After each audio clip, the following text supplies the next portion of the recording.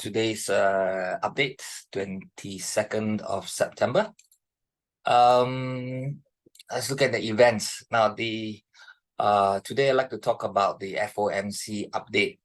Now, at the just concluded FOMC meeting, the Federal Reserve, as expected, kept rates steady at 5.5, but indicated that the Fed is still looking into one more hike before the end of the year. Now, these are all very crucial information that you can use this to plan your entire trades, and see, because you get to compare with the rest of the others, and then we will see from there.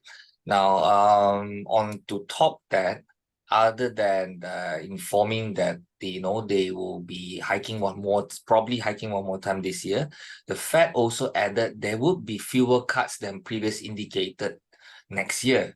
Now, what they informed so far, they have 2 rate cuts expected next year. Okay, so that is their plan at the current moment.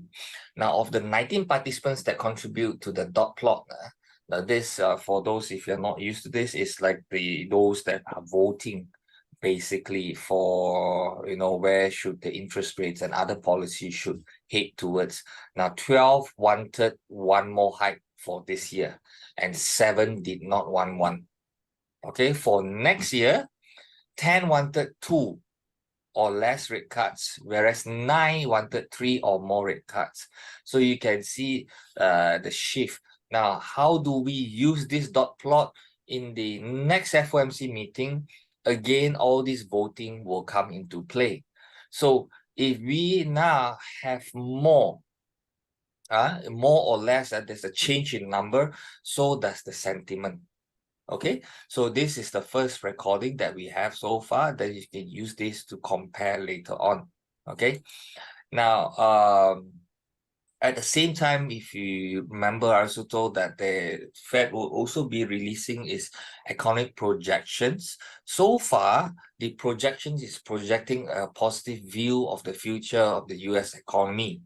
The change in language shows the belief. Statements simple like this: economic activity is expanding at a solid pace. In the past, they said they used the word moderate, but this time they said economic activity is expanding at a solid pace. So we can construe this as a more positive word than before, and that shows their belief that this is a good thing, right? So to add to the positive economic view, the Fed announced the economic projections for the US GDP next year to be upgraded from 1.1% previously to 1.5%. Other than that, unemployment is now projected to be at 3.8 compared to 4.1 previously. So all these are the projections that we have so far, and you can see that there is a marked improvements in these projections that shows that they believe it's really going to get better. Now, other than holding interest rates at high levels, the Fed is also committed to reducing its bonds. Right?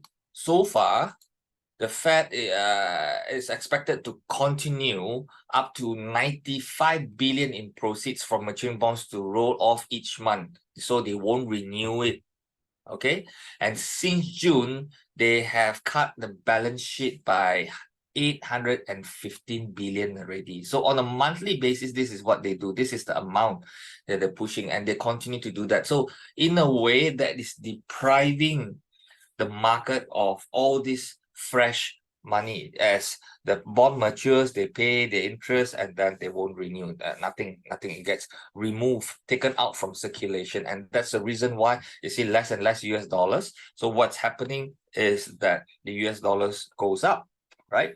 So only when that process changes, you see the stock market start to recover because of this fresh money moving into the stock market.